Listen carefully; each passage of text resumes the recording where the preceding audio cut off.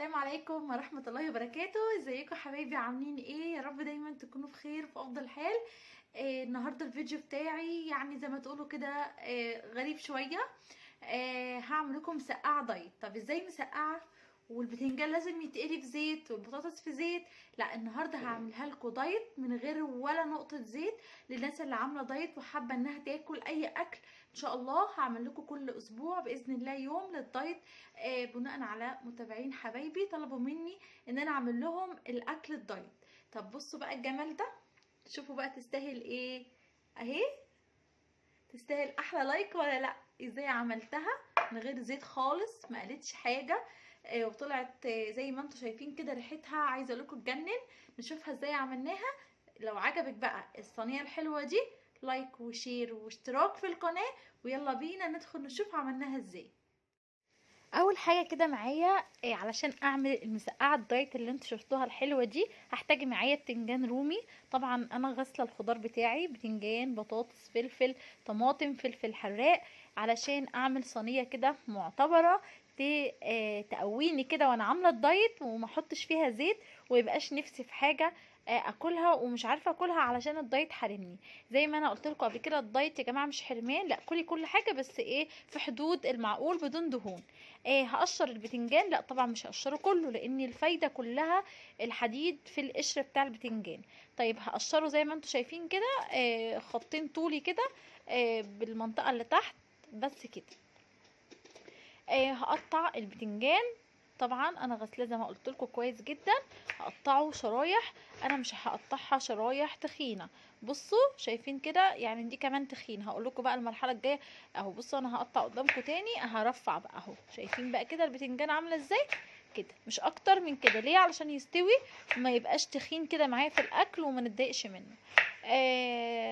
وجبه جميله جدا جدا مغذيه، كلي بقى منها مع العيش البلدي الاسمر، وده حاجه مفيده جدا. بصوا شايفين الشرايح عامله ازاي؟ هو ده الشرايح المثاليه للبتنجان اللي احنا مش هنقليه. جبت بقى البايركس بتاعي او الصينيه ايا كان هتعملي فيها، او ممكن تعملي في الطاجن الفخار اللي يعجبك، وهحط كده. طيب هعمل ايه تاني؟ هقطع بقى. انا كنت هعملها هنا جزء وجزء، بعدين قلت لا خليهم كلهم تحت وفوق بعض علشان ياخدوا يعني ايه طعم حلو.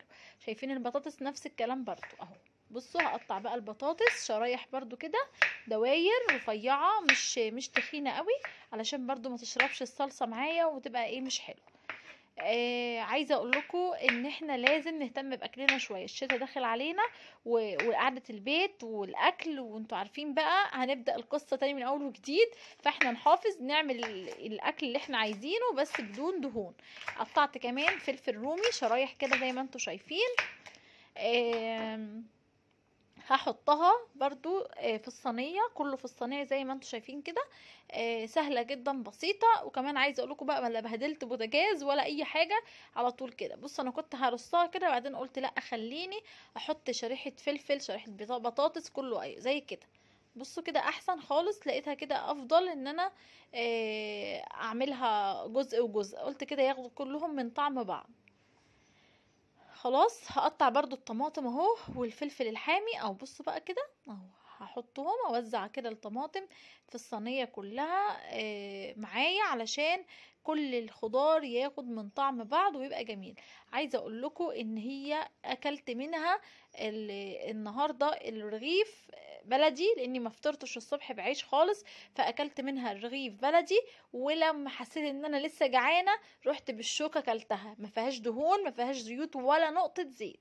هتشوفوها قدامكم ولا نقطة زيت. وعايزة اقول لكم بقى مشطشطة وجميلة، مع جرجير بقى جنبك، مع حتة جبنة قريش، مع يعني بصوا عيش ناشف تاكليه، بس طبعا ليكي حد معين للعيش، مش اكتر. ما تكتريش عن الرغيف في اليوم كله. تمام كده.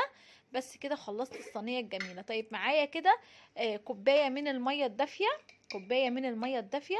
عندي هنا صلصة طماطم، هنزل بمعلقتين كبار من صلصة الطماطم اهو، علشان تديها اللون الجميل. تمام اهو. هنزل برضو معايا ايه، هقلبهم بس كويس علشان خاطر افكك الصلصة دي، افكك الصلصة في المية. هنزل برضو زي ما بقول لكم كده معايا شرايح من الثوم. دول 3 فصوص من الثوم. عايزه اقول لكم ان المسقعه ما ينفعش من غير ثوم، فانا قطعت الثوم كده زي ما انتوا شايفين اهو يا حبايبي. وهنزل عليه على الطماطم الصوص اللي انا فككت الصوص ده، هنزل بملح وكمان فلفل اسمر وكمون. وطبعا نسيت هنا اوريكم الخل يعني، ونزلت كمان بخل حوالي معلقتين كبار من الخل كده، علشان طبعا يديلي الطعم الحلو بتاع المسقعه اللي احنا كلنا عارفينه. مش معنى ان انا عامله دايت ان انا هحرم نفسي من الاكل، او ان انا مش هاكل حاجه يعني تفتح نفسي. وعايزه اقول لكم ان انا الدايت كمان مكلف جدا، فانت بالطريقه دي تقدري تاكلي اي حاجه ليكي ولولادك، وكمان تاكلي معاهم صحيه وما فيهاش اي دهون، وكمان هتعجبهم جدا، طعمها خفيف ولايت قوي.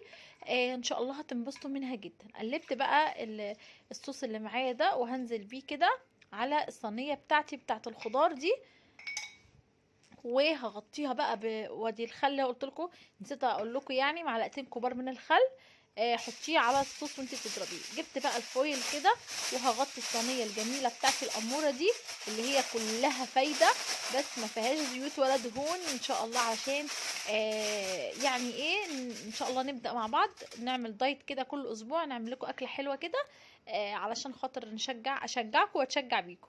هحطها على البوتاجاز تغلي شويه علشان طبعا الخضار والصلصه تسبك مع بعض، وبعدين دخلتها الفرن زي ما انتوا هتشوفوا بالجمال بالطريقه دي. بصوا بقى عماله تبكبك ازاي في الفرن اهو، شكلها وريحتها كانت تحفه. وعايزه اقول لكم ان طعمها ما يفرقش كتير خالص عن المقليه. لو